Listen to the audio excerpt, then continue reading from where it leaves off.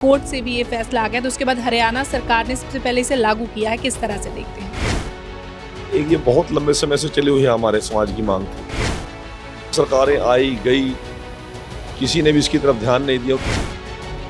SC वर्ग के लोगों को बहुत ज़्यादा पीड़ा झेलनी पड़ी, सड़कों पर भी संघर्ष करना पड़ा।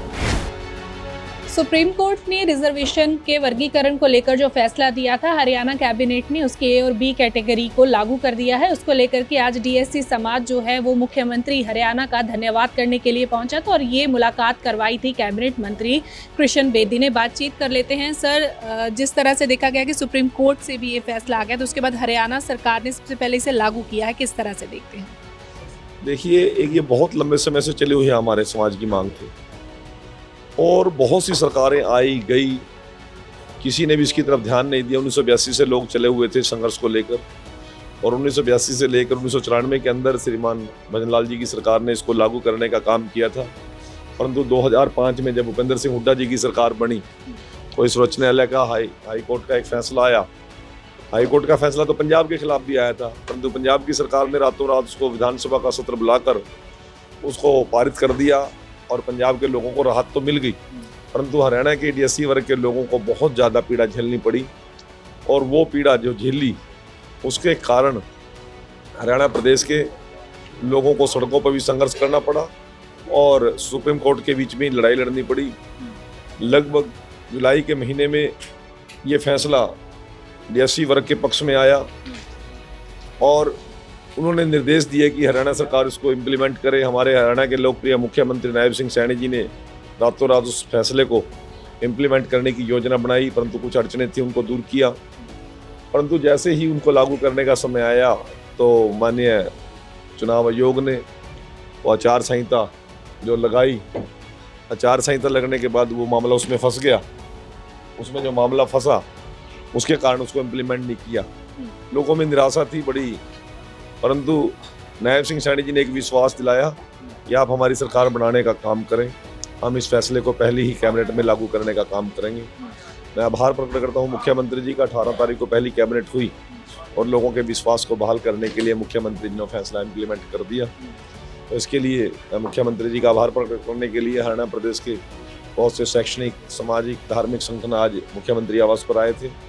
हमारे मौजूदा विधायक, पूर्व सांसद, बहुत से निगम और बोर्डों के चेयरमैन भी वहाँ पर उपस्थित थे और मुख्यमंत्री जी का कोटि कोटि धन्यवाद किया। और मुख्यमंत्री जी ने भी उन लोगों को विश्वास दिलाया कि जब तक मैं मुख्यमंत्री आवास में हूँ, मुख्यमंत्री की कुर्सी पे हूँ, आप लोगों के हितों के साथ किसी प्रकार का खिलवाड़ नहीं होने देंगे। सर, आपको भी अब जो है पदभार आपने पहले ग्रहण कर लिया था, पर विभाग बांट दिए गए हैं। सोशल जस्टिस का जो विभाग है वो आपके पास आया है। प्राथमिकताएं क्या रहने वाली हैं?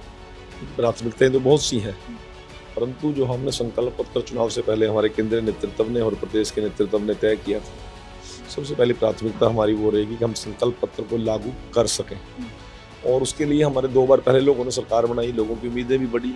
तीसरी बार सरकार लगातार बनना एक बहुत बड़ा हरियाणा के अंदर लोगों का एक बहुत बड़ा काम है। तो ये प्राथमिकता लोगों की है। हमने संकल्प पत्र पे जो विश्वास दिया उस विश्वास पे खरे उतरें, जो लोगों की उम्मीद बंधाई है उस उम्मीद पर हम खरे उतर सकें। इन सभी विषयों को लेकर हम संकल्प पत्र को लागू करने का काम करेंगे। रही बात मेरे विभाग की और मेरे डिपार्टमेंट में जो जो काम करणीय है, हम उन सभी को लागू करने का काम करेंगे। पहली बार मुझे एक ऐसी सीट पर चुनाव लड़ने का पार्टी ने मौका दिया जो हरियाणा प्रदेश के इतिहास के अंदर कभी जहाँ पर कमल का फूल नहीं खिला था और गिनती के 25 दिनों के अंदर हमने उस विधानसभा को विजयी किया। विजयी करके झोली में पार्टी के डालने का काम किया और संपूर्ण बहुमत की हरियाणा प्रदेश में सरकार बनी। सर, संकल्प पत्र की आपने बात की है कि उसको लागू करने का काम किया जाएगा, पर इसकी शुरुआत कब से हो जाएगी? क्योंकि ज़्यादातर देखा जाता है कि जब सरकार का टर्म बीत जाता है 3 से 4 साल का, उसके बाद जो घोषणाएं हैं उनको पूर्ण तौर पर लागू किया जाता है। अब देखिए, ये भी संकल्प पत्र में था कि पहली कलम से हम डीएससी लागू करेंगे, शुरुआत कर दी। ये भी हमारे घोषणा पत्र में था कि बिना पर्ची और बिना खर्ची रोजगार की जो हमारी पॉलिसी है उसको और आगे बढ़ाने का काम करेंगे। तो संकल्प पत्र हम इन टाइम पहले भी 2 संकल्प पत्र हमने अपने कार्यकाल में पूरे किए हैं और इसको भी हम पूरा करने का काम करेंगे। सर, पेंशन योजना महिलाओं के लिए भी कही गई है और बुजुर्गों के लिए भी कही गई है, तो लक्ष्मी योजना मुख्यमंत्री जी ने 2100 रुपये पर बहन को देने की बात जो कही थी उस पर अधिकारियों को दिशा निर्देश दे दिए गए हैं।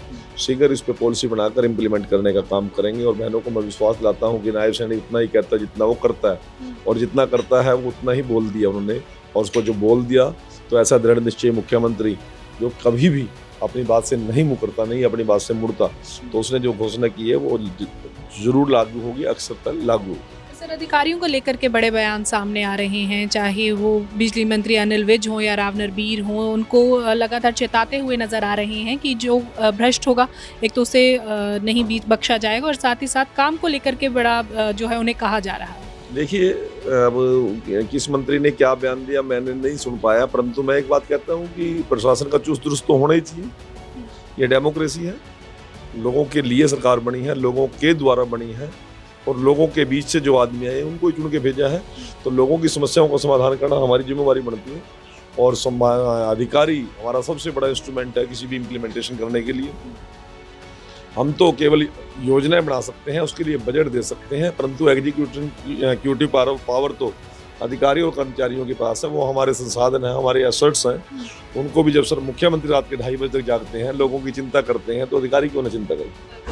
आपसे ये भी जानना चाहेंगे कि अभी सरकार बने को कुछ ही समय हुआ है, पर विपक्ष जो है वो हावी होने की कोशिश कर रहा है। पराली का मुद्दा जो है इस समय पूरे देश में अहम है और हरियाणा को कहीं ना कहीं दिल्ली जो है वो जिम्मेवार ठहरा रहा है।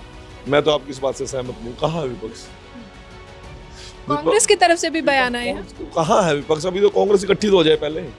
अभी तो उनका हिसाब ही बट रहा है बेचारों का, भाई कौन होगा विधायक दल का नेता, कौन होगा CLP का लीडर।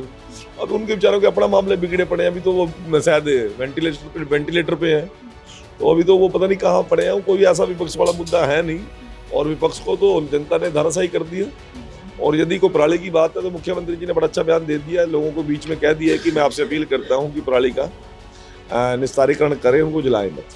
आखिरी सवाल सर आपसे लूँगी, सेशन जो है अभी तक एक दिन का ही बुलाया गया है, तो इसके बाद भी अगर बड़ा सेशन कोई रहेगा या इसी में एजेंडे या मुद्दे लाए जाएंगे? देखिए, अभी एक दिन का शपथ समारोह सभी विधायकों का होगा। जो 24 तारीख को विधायक दल की मीटिंग मुख्यमंत्री आवास पे है और 25 तारीख को हम विधानसभा के फ्लोर पर सभी विधायक शपथ लेंगे और प्रोटेम स्पीकर हमारे डॉक्टर रघुवीर कादयान जी चुने गए हैं। गवर्नर साहब पहले सुबह उनको ओथ दिलाएंगे, उसके बाद सभी विधायकों की ओथ होगी और उसके बाद हम त्यौहार के बाद, फेस्टिवल सीजन इस समय चला हुआ है, दिवाली के बाद हमारे मुख्यमंत्री जी ने टेंटेटिवली कैबिनेट की मीटिंग बुलाकर विधानसभा सत्र बुलाने की बात है। उसमें गवर्नर एड्रेस भी होगा और लोगों को हम अपनी सरकार के आने वाले समय में हम क्या क्या योजनाएं लेकर आ रहे हैं उसको हम आगाह कराने का काम करेंगे। और विधानसभा सत्र होगा, बड़ा होगा और सर्दकालीन सत्र जिसको बोलते हैं वो होगा। तो ये थे हमारे साथ कैबिनेट मंत्री कृष्ण बेदी, जिन्होंने जानकारी दी है DSC समाज जो आज मिलकर आया है मुख्यमंत्री से। उन्होंने अभिवादन किया है मुख्यमंत्री का इसे लागू करने के लिए और साथ ही साथ अन्य मुद्दों पर भी बात की है। वीडियो जर्नलिस्ट अजय के साथ लिविंग इंडिया के लिए चंडीगढ़ से हरसिमरत।